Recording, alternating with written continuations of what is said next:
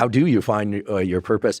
Could you share with us what it is to find one's purpose and how early life events perhaps can cue us to what that purpose is for each of us? Well, thank you for that marvelous introduction. I'm almost blushing. That's fantastic story. Well, being a human being is not easy as opposed to an animal, because we're born and nobody gives us like a direction. Our parents might be a little bit, our college, teachers, etc., mentors, but generally we're on our own. And it's a very, very difficult process. You wake up in the morning and you don't really know what you can do. You could choose 12 different paths. It can be very confusing and very overwhelming. When you find that sense of purpose, when you find what I call your life's task, everything has a direction. Everything has a purpose. Your energy is concentrated. It's not like you're just going down a single narrow pathway. It's not like life becomes boring and it's just about discipline and solving problems. It's actually the most exciting thing that can ever happen to you, because you never have that lost feeling. You wake up in the morning and you go, yeah, this is what I need to accomplish. People come at you with all kinds of distractions and boring and irritating things. You're able to cut it out. It's just the most marvelous piece of internal radar that you can have. So I genuinely wish that everybody can find that kind of internal radar. And so it's not easy, and I understand that. There's no like instant formula, because we're all about instant formulas. It's difficult, and I want you to know that. So it's not like Robert can give me the answer in 3 minutes. No, I can't. But there's a process involved. It's not, a mystery. You can follow a very singular process. And the idea is, you're talking about childhood. The way I like to frame it is, when you were born, you are a phenomenon. You are unique.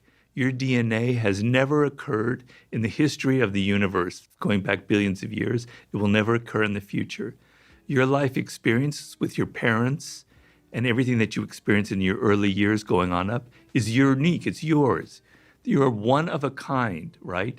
So that is your source of power. To waste that is just the worst thing you can do in your life.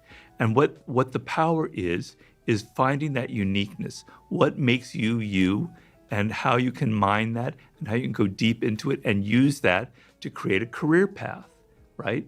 And so I tell people, when you're a child, when you're 4 or 5, or even younger, you have what the great psychologist Maslow called impulse voices. They're little voices in your head that say, I love this, I hate that. I like this food, I don't like when mommy moves this way, I like when daddy comes from here. You're very cued into who you are and what you like and what you don't like. And these voices kind of direct you in certain ways, right? And when you're very young, they direct you towards intellectual, mental pursuits as well. And there's a book I recommend for everybody. It's Howard Gardner's 5 Frames of Mind. It's helped me immensely. The idea is, he talks about 5 forms of intelligence. Our problem is we think of intelligence as mostly intellectual, but there are many forms of intelligence. There's the intelligence that has to do with words. There's abstract intelligence that has to do with patterns and mathematics. There's kinetic intelligence that has to do with the body. There's social intelligence. He has 5 of them. And the idea is, your brain naturally veers towards one of them. It can veer towards 2 of them, that happens, but generally one of them kind of dominates, right? And it's like a grain in your brain that's going in a certain direction. You want to go with that grain, and because that's where your power will lie. So when you're young, if you go back and think about when you were 4 or 5, you can maybe get a picture of some kind of direction or voice inside of you that was impelling you towards this. I know for me, it was words. I can remember when I was 6 years old, I was just obsessed with words, just the letters in words.